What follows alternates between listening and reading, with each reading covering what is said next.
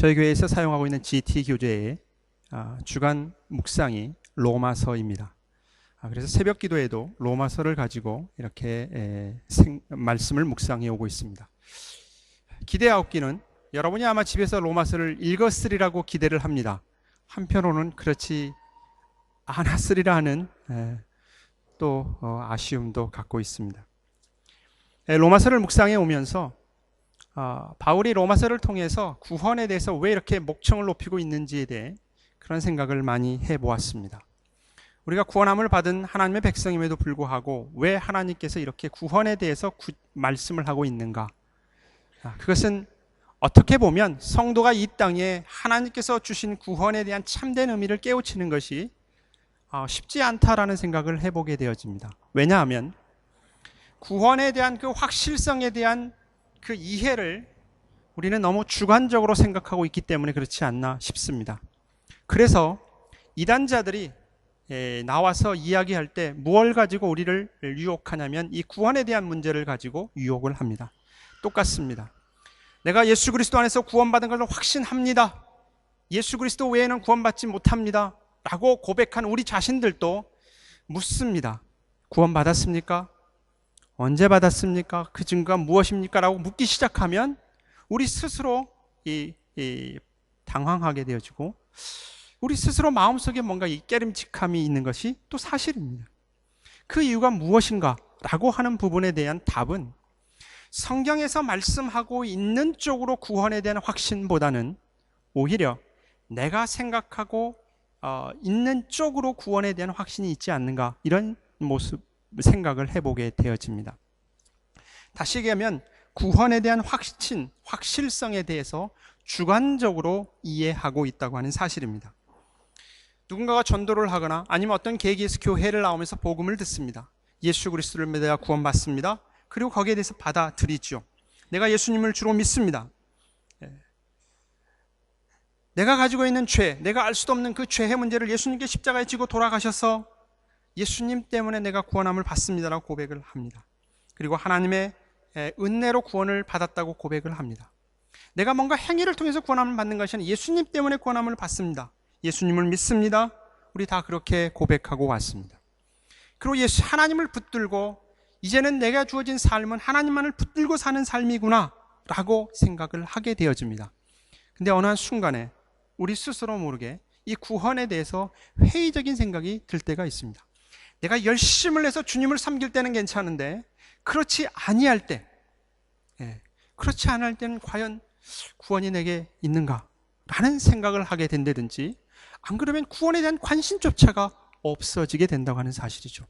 그 상황을 사단은 우리에게 포착하고 다가오죠. 사탄은 우리에게 있어서 직접적인 해를 가할 수 없습니다.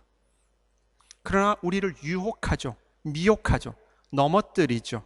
나도 모르게 이렇게 하나님의 자녀임에도 불구하고 하나님의 자녀로서의 구원의 기쁨과 감사를 통해서 힘있는 그리스도인의 신앙의 삶을 살아가야 되는데 가긴 가되 뭔가 끌려가고 포기하려고 하는 마음들이 우리 안에 있게 된다고 하는 사실입니다. 그것이 신자의 현실입니다. 오늘 주어진 본문의 말씀의 그 패러그래프 시작은 무엇으로부터 시작되어지냐면 18절에 나와 있는 고난으로부터 시작되어집니다. 신자가 구원받았음에도 불구하고 왜 고난을 받는가부터 시작되어집니다.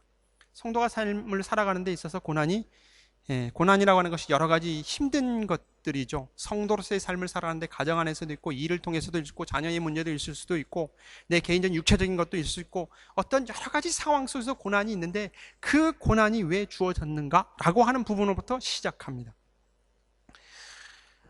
바울은 18절에서 이렇게 이야기합니다. 지금 내가 겪고 있는 고난은 장차 우리에게 나타날 영광과 비교하면 아무것도 아니다. 그러면서 성도가 이 땅에 구원받았다고 하는 확신을 어디서부터 확인하냐면 내가 지금 고난을 받고 있다. 예수님을 믿고 난 다음부터 뭔가 괴롭다 하면 그것이 고난받은 증거다, 이렇게 이야기를 하고 있습니다. 왜냐하면 우리가 받아야 될 그 삶의 그 구원에 대한 완성은, 영광은 나중에 있어지고 그 과정 속에서 고난이 있기 때문에 고난은 우리가 걸어가야 될 성도의 길이다, 그렇게 설명을 합니다. 그러면서 오늘 주어진 본문의 말씀을 이야기하고 있습니다. 그러면서 구원에 대한 설명을 어떻게 하냐면 구원에 대한 확실성은 인간의 주관적인 경험이 아니라 거기는 한계가 있고 구원에 대한 확실성은 하나님께서 우리에게 말씀하고 행하신 구원의 성격이 무엇인지에 대해서 우리의 눈을 돌리면서 그것이 우리의 확실성으로 이야기하고 있습니다. 하나님께서 행하신 일, 구원은 하나님께서 행하신 일입니다. 하나님께서 우리를 향해서 행하신 계획, 그 일의 진행하심, 그리고 그 일을 이루신 하나님의 열심, 그것을 통해서 장차 우리가 서야 될 그 완성될 자리까지 갈 것에 대한 이야기를 하고 있습니다. 그래서 30절 말씀에는 무엇이라고 얘기하고 있습니까? 미리 정하신 그들을 또한 부르시고 부르신 그들을 의롭다 하시고 의롭다 하신 그들을 또한 영화롭게 하셨느니라. 과거적인 표현을 쓰고 있습니다. 미래적인 표현이 아니라 과거적. 하나님께서 이렇게 행하신 일로서 우리에게 구원에 대한 확실성을 주고 있습니다. 다시 얘기하면 내가 예수님을 믿습니다라고 예수님을 붙들죠. 예수님을 붙들고 있는 내 손을 통해서, 하나님을 붙들고 있는 이것을 통해서 내가 구원받은 확신을 가지고 살았는데 어느 한순간에 내가 힘이 빠져 이걸 놓게 된다는 얘기죠.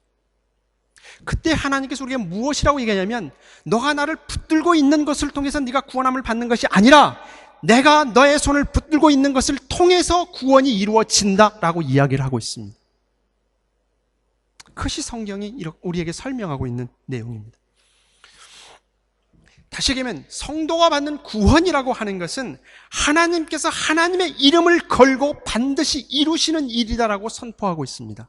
우리가 잘 알고 있는 시편 23편에 있는 말씀 가운데 내 영혼을 소생시키시고 자기 이름을 위하여 의의 길로 인도하시는도다. 그 말씀이 있죠. 우리를 의의 길로 인도하시는데 자기 이름을 위해서 하신다는 얘기죠. 하나님께서 하나님 자신의 이름을 위해서 이름을 걸고 우리를 인도하신다고 그렇게 다윗은 고백하고 있습니다. 우리의 구원은 하나님의 이름을 건 싸움이고 일입니다. 그래서 하나님께서 그렇게 계획하시고 작정하셨다고 하면 반드시 그 일은 이루어질 것이다. 그래서 오늘 읽진 않았습니다만 31절 이후의 말씀, 몇 차례 소개했던 말씀, 31절부터 39절까지 말씀인데요. 31절에 그런즉 이 일에 대하여 우리가 무슨 말 하리요? 만일 하나님이 우리를 위하시면 누가 우리를 대적하리요?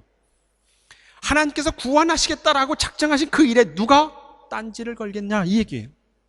그 다음에 나온 이야기들이 무엇입니까? 누가 능히 하나님께서 택하신 자들을 고발하리요? 우리를 죄에서 건지시고 하나님의 자녀 삼아 주셨는데 누가 거기에 대해서 고소할 자 있겠는가라는 얘기예요. 그러면서 나온 얘기가 환난이요, 기근이요, 적신이요, 그 어떤 것도 취소될 수 없다라고 하는 것을 이야기하고 있습니다.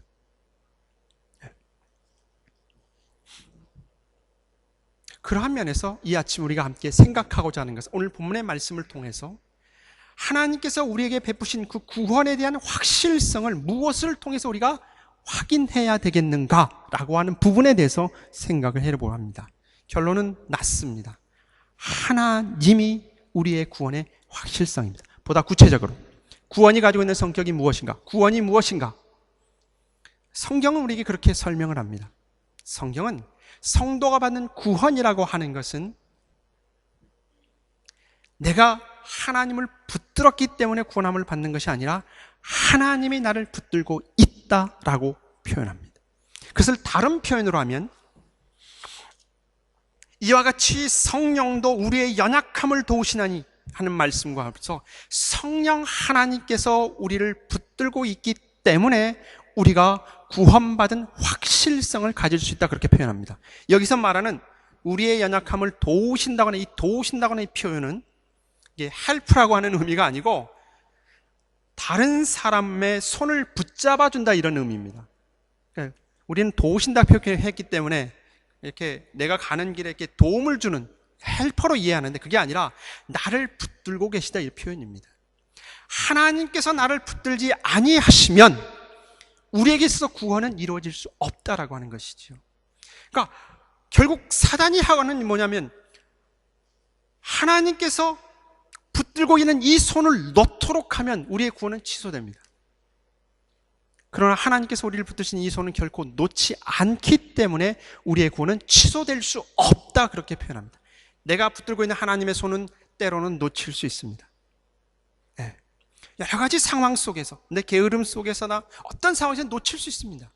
그러나 그럼에도 불구하고 구원이 취소될 수 없는 구원의 확신은, 내가 붙들었을 때 구원의 확신이 있고 내가 놓았을 때 구원이 없어지는 것이 아니고, 하나님께서 나를 붙들고 있기 때문에 결코 이 구원은 취소될 수 없다라고 하는 사실을 지금 여기서 말씀하고 있습니다. 인간은 연약합니다. 이 연약이라고 하는 단어 속에서는 하나님을 알지 못했을 때는 죄에 빠져 있었고 비참하고 완악하다고 하는 표현입니다. 그 자리에서 하나님을 찾을 수 없습니다. 오직 하나님의 신비스러운 성령의 역사하심을 통해서만이 하나님 앞에 반응할 수 있지요. 내가 주님을 믿습니다. 주님을 선택한 그 선택이 하나님의 말씀을 통해서 보니까 내가 선택한 것이 아니라 하나님께서 선택할 수 있도록 내게 힘을 주셨다라고 성경은 그렇게 표현하고 있고, 그것 때문에 내가 하나님의 구원을 확신할 수 있다라고 이야기합니다. 여러분 가운데 구원에 대해서 회의적인 분이 있습니까? 오늘 여러분 이 자리에 앉아있는 것 자체가 여러분이 좋아서 앉아있을 수도 있지만, 그러나 하나님께서 여러분의 마음을 움직여서 여기까지 오게 하셨다고 하는 사실입니다. 그게 성령의 일하심입니다. 혹시 아내의 뒤를 쫓아서 오신 분도 있을 수 있습니다. 그럼에도 불구하고 여러분, 교회에 와서 하나님의 말씀을 들을 수 있다고 하는 것, 졸면서라도 말씀을 듣는 것, 이거 별것 아닌 것 같지만 정말 어려운 일입니다. 물론 요즘은 사단이 쓰는 전략 가운데 하나가 있어서 좀 다시 생각해 볼 필요성이 있습니다. 예전엔 사단은 교회에 못 가도록 막았죠. 지금은 교회에 가도록 합니다. 교회에 가가지고 하나님의 말씀을 따라보다는 인간의 의지를 집어넣지요. 사단의 전략이 바뀌었습니다. 우리가 좀 정신을 차려야 될 필요성이 있죠. 그래서 무엇이 옳은지, 무엇이 그른지, 그래서 우리는 성령 하나님께 의지해 가야 된다고 하는 것이죠. 그래서 기도의 문제가 나옵니다. 기도의 문제가. 내가 구원함을 받았습니다. 하나님의 은혜로 구원함을 받았고 신자가 되었습니다. 내가 하나님 앞에 기도합니다. 근데 그 기도조차도 하나님께서 원하시는 기도보다는 인간의 육신적인 요구를 기도하게 된다고 하는 것이, 여러분 한번 기도에 대한 부분을 언제 기도하는가? 기도의 제목들이 있을 때 기도합니다. 어떤 제목들이죠? 여러분 필요한 것이 많을 때, 마치 여러분의 자녀들이 평소에는 아빠나 엄마를 안 찾다가 뭔가 아쉬울 때 와서 찾는 경우 있죠. 뭔가 아쉬울 때. 여러분 그런 경험 없나 봐요. 뭔가 아쉬울 때 와서 괜히 이 착한 척하고 평소에는 막 무시하다가 그 아쉬움. 우리가 하나님 앞에 기도하는 게 그럴 게 있지 않습니까? 뭔가 어렵고 힘들 때, 요구함이 있을 때. 그러니까 기도에 대해서 우리는 좀 생각을 달리 해야 됩니다. 기도하면 우리는 뭔가 우리가 당하고 있는 고통과 어려움에서 나를 건져내 주기를 위해서, 또 내가 가지고 있는 소원을 하나님께 아뢰기 위한 쪽으로만 생각을 하는데, 근본적인 기도는 그런 의미가 아니라고 하는 것입니다. 우선 내 자신이 하나님 앞에 기도할 수 있는 그 자리에 설 수 있다고 하는 이 선 자리가 얼마나 축복된 자리인 줄 아는 것입니다. 내가 부모한테 얼굴을 비비고 뭔가 요구할 수 있다고 하는 것은 특별한 관계에 있다는 거 아니겠습니까? 옆집 사는 자식이 내게 와서 뭐라고 요구하겠습니까? 그렇지 않잖아요. 나의 부모이기 때문에 이야기를 하는 거 아닙니까? 그 부모라고 하는 그 관계, 그 자리, 성도가 받은 구원의 자리가 기도를 통해서 확인해야 되는 것은, 내가 하나님 앞에 언제든지 나가서 이야기할 수 있는 그 특권, 그 자리가 있다라고 하는 것을 확인하는 거죠. 내가 어려울 때 도움을 청할 수 있는 분이 있는 거죠. 내 아버지 되시는 분. 이것이 얼마나 우리에게 큰 특권이고 힘이고 용기냐는 거죠. 그것을 기도를 통해서 확인하는 겁니다. 그래서 하나님께서 편안할 때 안 찾아오니까 여러분을 어려움 가운데 이렇게 돈 것 같아요. 하나님 찾으라고. 이것도 웃자고 하는 얘기인데 웃지 않습니다. 두 번째로는 예수 그리스도의 피를 의지하여서 내가 하나님 앞에 나아갈 수 있다고 하는 이 놀라운 자녀된 특권을 얻었다는 걸 확인함과 동시에, 또 한 가지는 이제부터는 그럼 하나님의 자녀된 자로서 내가 하나님을 위해서 어떻게 하면 기쁘게 할까라고 묻는 것이 기도입니다. 하나님이 기쁘시게 하는 게 무엇입니까? 라고 묻지요. 그래서 여기에 성령의 탄식이라는 소리가 나오는 이유가 무엇이냐면, 우리는 하나님의 생각을 잘 모르죠. 그래서 내가 고안해내고 만들어내죠. 그것을 통해서 하나님이 기뻐할 것이라고 생각을 합니다. 예배에 있어서 굉장히 중요한 부분 중 하나입니다. 우리가 하나님 앞에 예배하는 부분에 있어서는 우리가 고안해내는 것이 절대 아닙니다. 그래서 예배는 될 수 있는 한 간결하면서 좀 이렇게 좀 절제가 필요한 것이 예배입니다. 왜냐하면 예배는 고안해내는 것이 아닙니다. 하나님께서 부르시고 요구하시기 때문인 것입니다. 그리고 하나님의 예배에 대한 방법까지도 하나님께서 우리에게 가르쳐 주시는 것을 통해서 가지요. 만약 그렇지 않으면 우리는 쉽게 하나님의 크신 뜻 가운데 거하기보다는 내 입장 속에서 하나님이 받으실 것으로서 만들게 되어집니다.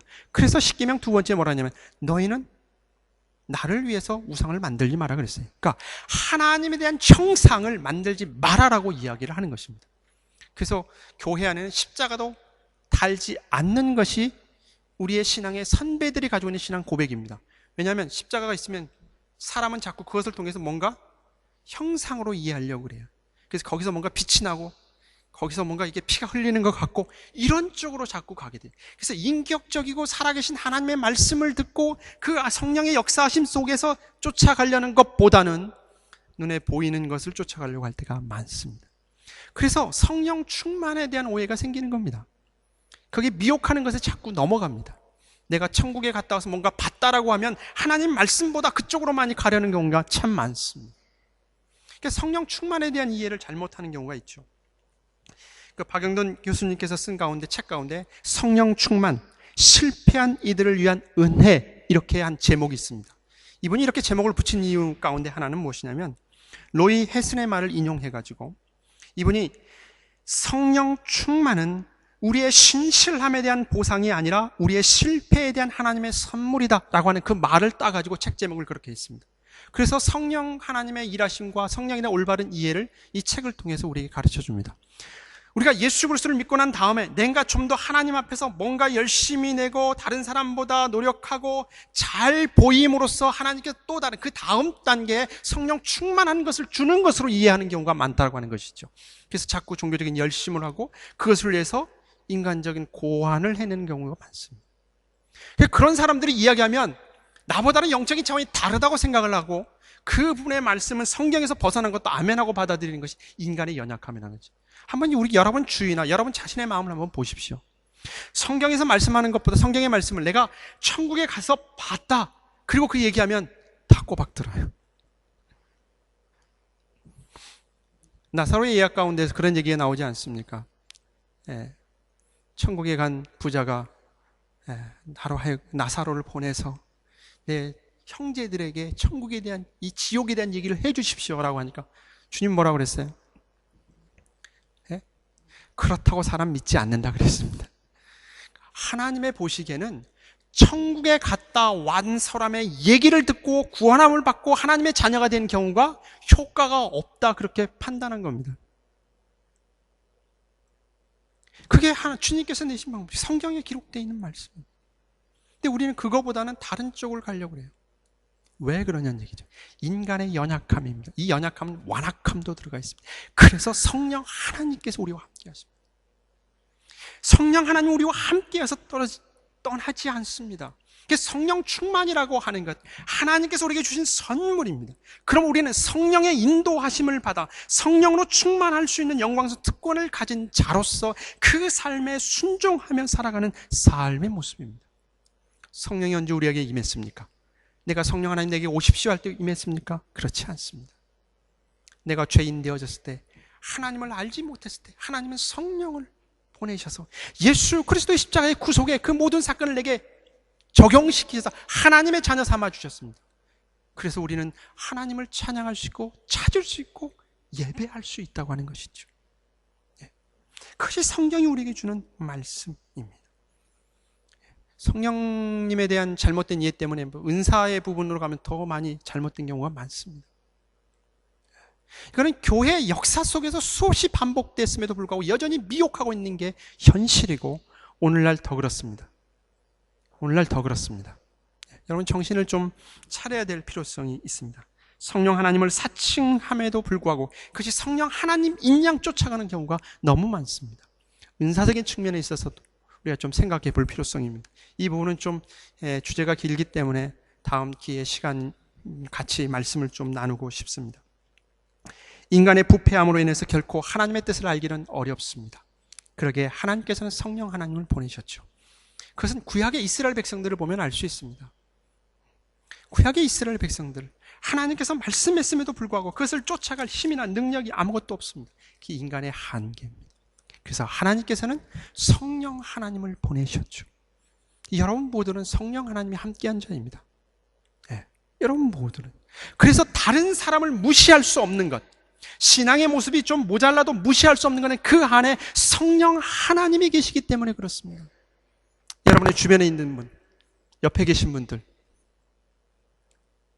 나에게만 성령 하나님이 계신 것이 아니라 그분에게도 성령 하나님이 계시기 때문에 우리는 그분을 함부로 대할 수 없습니다. 우리의 자녀들에게도 마찬가지입니다. 그러면 우리는 얼마나 많은 잘못을 지고 있는지를 모르죠. 결국 신앙이라고 하는 것은 성령 하나님의 인도하심에서 그걸 깨우쳐가는 거죠. 근데 이 성령 하나님은 결코 우리를 떠나지 않습니다. 절대 떠나지 않습니다.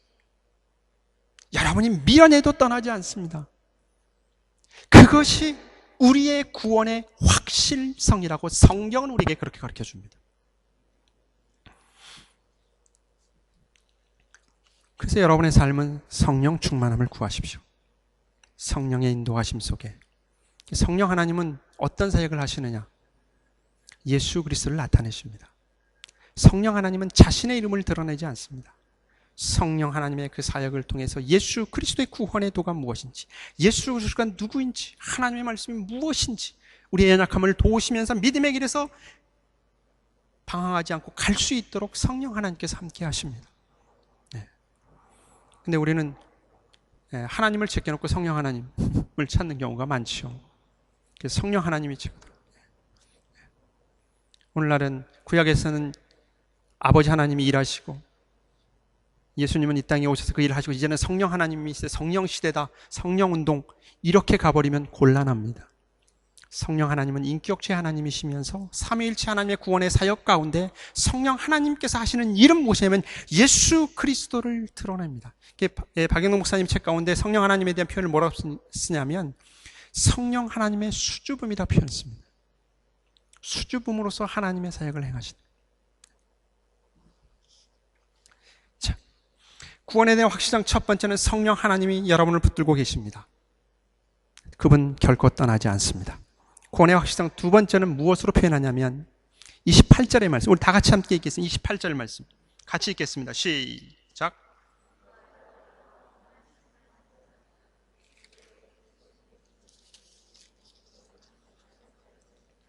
예, 하나님을 사랑하는 자, 다른 말로 하면 그의 뜻대로 부르심을 입은 자. 예, 하나님을 사랑하는 자는 뭐죠? 인간의 입장에서 표현한 거죠. 하나님의 구원이 내게 임해서 정말 하나님을 사랑하는, 그런데 그 자는 하나님의 뜻대로 부르심을 입은 자. 그러니까 성도에 대한, 구원받은 성도에 대한 그 부름을 하나님 편에서는 하나님의 뜻대로 부르시는 자고, 우리 편에서는 그 뜻에 순종해서 하나님을 사랑하는 자렇게 표현되어 있습니다. 예. 그 하나님의 어떤 주권적 은혜와 우리의 인간의 자율적 의지를 잘 표현한 말씀이 하나님을 사랑하는 자, 그의 뜻대로 부르심을 입은 자, 이게 성도라고 하는 거죠. 하나님의 뜻 가운데서 불림을 받은 자라고 하는 건데, 그 성도, 그 성도들에 대해서 우리가 행하는 그 모든 것들을 통해서 하나님이 가지고 있는 그 뜻을 이루신다라고 말씀합니다. 우리를 부르시고, 그리고 우리를 하나님의 자녀로 삼아주시고, 그 30절에 나와 있는 것처럼 정하시고 부르시고 우리를 의롭다 하시고, 그리고 그 영화롭게 할 그 자리까지 이끌어가는 그 과정 속에 일어나는 모든 일들을 다 하나님께서 사용하셔서 그 구원을 완성시켜 가신다, 그렇게 이야기를 하고 있습니다. 성도들에게 생기는 그 모든 일들은 하나님께서 주장하시기 때문에 세상의 해로 여기는 것이지 결국에는 우리들에게 유익이 된다, 그렇게 말씀하고 있습니다. 어떤 고난이라도, 본문의 말씀에 직접적인 것은 고난에 대한 이야기입니다. 성도가 받은 그 고난이라도 그 고난을 통해서 성도를 해할 수 없고 그것까지 하나님이 사용해서 영광의 자리로 세우신다, 이 얘기를 하고 있습니다. 서머셋 mom의 인간의 굴레라는 책 가운데 보면 그 인생의 의미에 대한 얘기 나올 때 그 페르시아의 그 융탄자 카페트라는 얘기가 이제 나옵니다. 여러분, 카페트를 보면 거기에 참 그 아름다운 무늬가 있죠. 예. 근데 그 무늬가 한 가지 색으로 된 적이 있습니까? 한 가지 색으로 돼 있지는 않죠. 내가 빨간색으로 종한다 빨간색으로 무늬를 만들어 보시면 어때죠? 구별이 없어집니다. 예. 아름다운 카페트는 형형색색을 다 사용합니다. 우리의 인생의 가운데 기쁨도 슬픔도 아픔도 어거스틴의 표현을 빌리면 때로는 성도가 행하는 죄 가운데 죄까지라도 하나님이 사용하셔서 그 모든 재료를 사용해서 하나님께서 원하시는 그 자리에 세워 가신다라고 하십니다. 하나님께서 그렇게 하신다라는 겁니다. 네.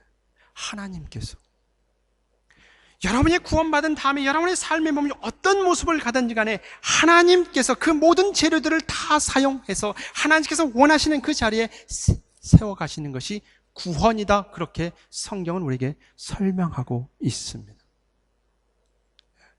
결국 하나님이 행하시는 일이고 하나님이 구원의 근거가 되죠. 우리 앞에 일어나는 모든 일들, 그 모든 것들을 다 재료로 사용해서 하나님께서 우리를 빚으시고 선하신 뜻대로 가서 구원을 이렇게 하신다고 하는 사실입니다. 여기서 벗어날 성도는 단 한 사람도 없습니다. 그래서 협력하여 선을 이루신다, 그렇게 표현합니다. 그런 생애를 살았던 대표적인 예가 우리가 요셉을 통해서 볼 수 있죠. 요셉이 하나님의 부름을 받고 살아가지만 그의 가운데 어려운 일들을 많이 당하죠. 형제들로부터 미움을 사서 팔림을 받죠. 그러나 궁극적으로는 하나님께서 그 모든 것들을 바꾸어서 백성들을 구원하는 구원자로서의 삶을 살도록 하죠. 이것을 요셉은 깨우쳤습니다. 그래서 형들에게 하는 얘기가, 당신들이 나를 판 것이 아니라, 분명히 팔았죠. 잘못한 겁니다. 회개해야 될 일입니다. 그럼에도 불구하고 요셉이 바라보는 시각은 그것을 하나님께서 선으로 바꾸셔서 백성들을 구원하기 위해서 나를 먼저 이곳에 보냈습니다라고 이야기를 합니다. 이게 하나님의 일하신 방법입니다. 바울은 로마에 가서 복음을 증거하기를 원했습니다. 근데 하나님은 바울을 어떻게 로마로 데리고 가냐면 죄수의 몸을 이끌고 죄수의 몸으로 병사들의 호의를 받으면서 로마로 이끌어 가죠. 죄수의 몸이면서도. 이게 하나님의 일하심의 방법입니다. 여러분, 내가 성도로 구원받았다고 하면 하나님의 손 안에 있다고 하는 이 사실 때문에 여러분 두려워하지 마시고 마음껏 하나님을 섬기며 나아가십시오. 우리 찬송 가운데 그런 얘기잖아요. 언덕을 넘어서 창파로 나가자 하는 얘기잖아요. 물가에 찰싹거리는 파도 보고 발을 못 디지 말고 과감하게 깊은 바다로 나아가라는 거죠. 왜요? 하나님께서 우리의 인생을 책임지고 있기 때문에 그렇습니다. 그렇게 이야기를 합니다. 하나님에 의해서 미리 선택되어졌으며 하나님의 부르심을 받기 전에 하나님을 사랑할 수도 없다. 그게 바울이 우리에게 이야기하고 있는 말씀입니다. 그래서 하나님께서 우리를 선택하시고 부르시는 것은 인간의 어떤 행위로도 보답으로 이루어지는 것이 아니고 노력으로 이루어지는 것이 아니기 때문에 하나님의 손에 인도함 받은 인생이기 때문에 두려워하지 말고 나아가라 이야기하죠. 거기는 시행착오나 실패가 있을 수 있습니다. 두려워하지 말라라고 하는 것입니다. 디모데후서 1장 9절에 가면 하나님이 우리를 구원하사 거룩하신 소명으로 부르심은 우리의 행위대로 하심이 아니요 오직 자기의 뜻과 영원 전부터 그리스도 예수 안에서 우리에게 주신 은혜대로 하십니다. 결국 구원받은 성도가 구원에 대한 확신은 어디로 가냐면 내가 주님을 붙들는 것 같았는데 성경은 뭐라고 하냐면 태초 전부터 나를 붙들고 있었다. 그리고 내가 너를 이곳에 부르셨다. 그리고 뿐만 아니라 너가 서야 될 그 영광의 자리까지 내가 이끌고 갈 것이다. 두려워하지 말아라. 그리고 우리를 일으켜 주신다고 하는 겁니다. 이것이 구원에 대한 확신입니다. 그러면 우리는 여기에 이런 질문이 들어요. 어떤 질문이 드냐면 하나님께서 내 모든 삶을 아시고 하나님께서 모든 능력이 있다고 하면 내가 살아가는 과정 속에서 어떻게 그 죄를 짓는 순간이 되어지면 좀 하나님이 좀 미리 막아주시면 얼마나 좋겠는가. 꼭 실패하고 죄를 짓는 다음에 하나님께서 뭐라고 얘기하고 있지 않는가, 이런 생각을 하게 됩니다. 여기서 우리는 또 하나 놀라게 되었습니다. 하나님께서 우리를 어떻게 대우하고 있는가라고 하는 것입니다. 하나님께서 우리에게 대우하시는 것은, 하나님께서 우리에게 요구하시는 것이 무엇인지를 다시 한번 배우게 됩니다. 하나님은 우리로 하여금 하나님을 사랑하기를 원합니다. 그 사랑이 어떤 공포나 위협을 통해서 하나님을 사랑하도록 요구하는 것이 아니라 정말 하나님의 사랑이 무엇인지를 알고 진심으로 하나님을 사랑할 수 있도록, 자발적으로 사랑할 수 있도록 하나님께서 우리로 하여금 죄 가운데 빠지도록 허락한다고 하는 것이죠. 여기서 우리는 놀랍습니다. 여러분이 여러분의 자녀들 대할 때 아무리 한 인격체로 동등되게 대한다 할지라도, 여러분의 아내에 대해서 그렇게 대한다 할지라도 이게 잘 안 됩니다. 이게 잘 안 돼요. 동등되게 잘 안 돼요. 오히려 항상 왼수처럼 대하는 게 참 많죠. 왼수하니까 나온 얘기가, 어떤 할머니 할아버지가 TV쇼에 나갔습니다. TV쇼에 나가가지고 스피드 퀴즈 하는 거. 상급의 눈이 어두워서 가가지고 스피드 퀴즈를 하는데 단어가 딱 나왔습니다. 할아버지가 설명을 해야 돼. 거기에 나오는 게 뭐냐, 천생연분. 그러니까 설명을 막 하잖아요. 딱 떠오르는 게, 우리와 같이 사이가 좋은 걸 뭐라고 하지? 딱 이렇게 얘기했더니 이 할머니가 하는 게 왼수. 아니, 두자 말고 네자. 평생 왼수. 이게 우리의 모습 아닙니까?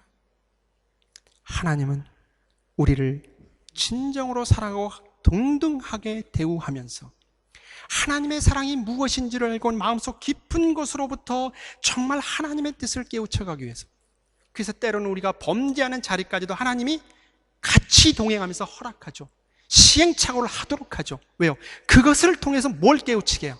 하나님의 사랑, 인간의 연약함, 나약함을 깨우치는 거죠. 인간이 얼마나 나약한 것을 깨우치면서 하나님 없이는 살 수 없습니다라는 것을 고백하게 만들죠. 성경에 나와 있는 게 탕자의 비유 아닙니까? 아버지가, 탕자가 내 돈을 주십시오, 그리고 가서 살면 어떤 삶을 살 것인지 아시죠? 근데 하나님, 아버지는 어떻게? 허락하십니다. 그리고 그때부터 기다리셔요. 그럼 아들이 나간 순간부터 아버지의 마음은 깨어진 마음입니다. broken heart. 그냥 탱당탱당 노는 게 아니라 기다리는 거예요. 그러면서까지 아버지가 원하시는 것은 뭐예요? 아들로 하여금 그 삶을 통해서 정말 아버지의 품 안에 있는 것이 진짜 복이구나 하는 것을 알도록 하는 거죠. 그 수많은 돈 다 허비하고라도 그것을 알도록 하기 위해서 주지요. 이게 하나님의 마음입니다. 우리를 향한 아버지의 마음입니다. 하나님의 마음은 늘 깨어져 있습니다. 하나님의 마음을 보면 정말 깨어져 있습니다. 하나님은 우리로 하여금 그 마음을 알도록 하죠. 우리의 모든 삶을 통해서 하나님께서 그걸 알게 합니다. 여러분의 아버지로서, 또 어머니로서, 자식으로서 됐든 무슨 일을 하든지 간에 그러한 일들을 통해서 이 하나님의 마음을 알면서 하나님이 기뻐하는 뜻이 무엇인지를 깨우치게 하지요. 저는 가끔 그런 생각을 해봅니다. 여러분은 어떻게 생각할지 모르겠지만 저는 그렇게 생각을 합니다. 오죽했으면 목사를 시켰을까? 저는 어렸을 때 목사가 되겠다고 그래서 남다른 줄 알았습니다. 특별한 줄 알았습니다. 삶을 살아오면서 정말 고백하는 것은 오죽하면 목사를 시켰을까라는 거예요. 목사를 시켜서라도 하나님의 구원의 도리를 깨우치고 신앙의 철을 들게 해서 하나님을 섬기는 자로 세우는 것이 하나님의 뜻이었다는 생각을 하게 됩니다. 입 바른 소리가 아니라 정말 그렇습니다. 지나온 삶들을 바라보게 되어지면 정말 한순간도 하나님의 은혜가 없이는 이 자리에 설 수 없다고 하는 것이 이 간증의 고백입니다. 앞으로도 그럴 것 마찬가지입니다. 인간의 연약함, 끝이 없고 한이 없습니다. 밑빠진 독입니다. 그러나 성령 하나님이 함께 하시고 우리를 붙드신다는 것, 여러분도 마찬가지. 동일하게 하나님께서 우리를 붙들고 있다고 하는 사실이죠. 그 모든 아픔을 겪고도 하나님의 크신 사랑, 주권, 선택, 구원의 완성을 깨닫지 못한다고 하면 그것만큼 억울하겠습니까? 여러분이 속상한 일이 있습니까? 그것을 통해서 하나님의 구원에도 하나님의 크신 은혜, 그것이 무엇인지를 확인하시기를 바랍니다. 하나님께서 우리의 인생을 책임지시고 모든 것을 다 하시고 인도하신다면 그러면 굳이 우리가 전도할 필요가 없겠네? 라고 이렇게 질문이 들 수가 있습니다. 그잖아요. 예. 내가 전도 안 해도 하나님의 택한 백성은 언제든지 하나님께서 데려올 것이고, 아무리 믿으려고 전도해서 데리고 오려고 해도 하나님의 택한 자가 아니면 구원받지 못할 건데 뭐하러 내가 헛수고 해야 되냐라고 이야기할 수 있습니다. 그러나 성경에서는 우리에게 하나님께서 태초부터 선택을 하시고 우리를 부르시고 의롭게 하시고 우리와 함께해서 하나님의 자리로 갈 수 있도록 영화롭게 하신다는 이 말씀을 누구에게 행하느냐 하는 거예요. 구원받은 성도가 믿음의 길의 삶을 살아가는 과정 속에서 힘들고 어려운 순간, 정말 예수 그리스도를 믿고 따라가는 이 믿음의 길이 옳은가라는 의구심이 들 때에 그 믿음에 대한 확실성을 주기 위해서 하나님께서 말씀하시는 것이 내가 너를 선택했노라 라는 말씀입니다. 내가 선택한 예수 그리스도, 내 능력과 내 의지 안에 있는 것이 아니라 하나님의 능력과 의지 속에 있다는 걸 깨우치게 하기 위해서 우리에게 주시는 말씀이 이 말씀입니다. 그것을 우리가 뭐냐면 예정론이라 그렇게 이야기를 합니다. 믿는 성도가 이 땅에서 도저히 견딜 수 없이 쓰러지려고 할 때 하나님께서 내가 너를 붙들고 있는 것이 네 인생이고 너의 구원의 완성이라 라는 것을 위로하게 주시는 말씀이죠. 근데 전도는 다릅니다. 전도하는 대상자에게 이 말씀을 주는 게 아니라 전도하는 대상자에게는 예수 그리스도를 전하고 그리고 그것을 받아들이려고 하죠. 그래서 전하고 회개하고 예수님을 선택하도록 하는 것이 예수 믿는 전도할 때 하나님께 쓰는 방법이죠. 적용하는 부분이 다르다고 하는 겁니다. 근데 우리는 그 예정론을 잘못 이해를 해가지고 꼭 그 부모님께 반항하는 친구가 하는 것처럼 그렇게 얘기하죠. 뭐 가룟 유다 지가 아무리 뭐 해봐도 하나님 다 아시면서 그 길 가게 했는데 뭐 가룟 유다 무슨 책임이 있어? 이렇게 해버리는 경우가 있다. 그런 얘기가 아닙니다. 하나님께서는 전도할 때 그렇게 얘기하죠. 회개하십시오. 예수 그리스도를 믿어 구원함을 받습니다. 회개하십시오. 예. 그 말을 듣고 선택을 하죠. 그렇게 요구합니다. 그게 인간의 자유의지입니다.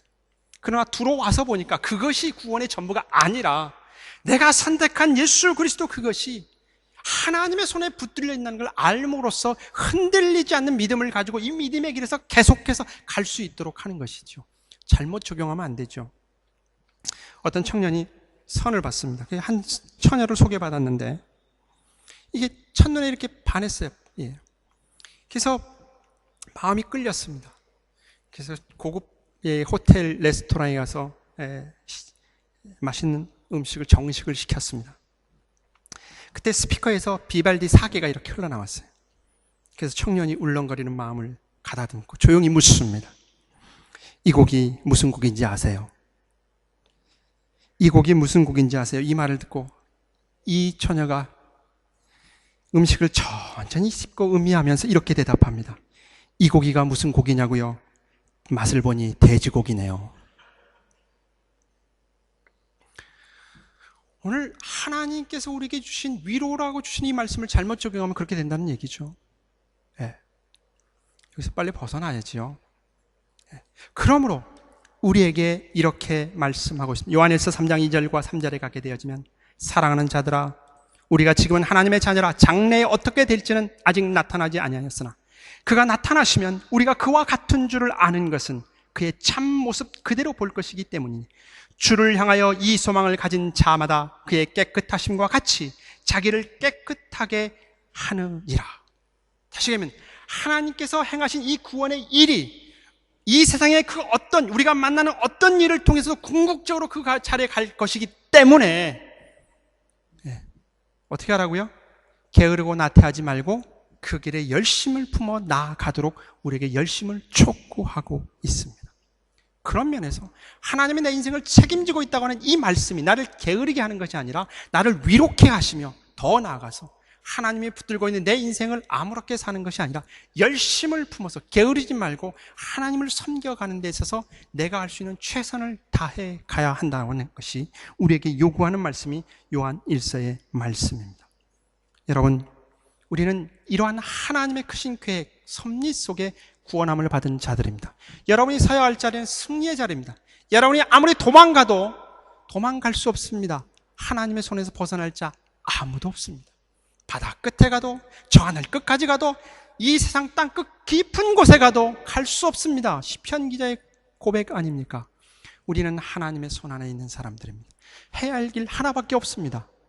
그 구원을 받아들이고 감사하며 찬양하며 예배하며 믿음의 길에 흔들리지 않냐고 함께 손을 붙들고 나아가는 일밖에 없습니다. 그런 힘찬 삶이 저와 여러분을 통해서, 이 교회를 통해서 아름답게 이루어지시기를 바랍니다. 기도하겠습니다.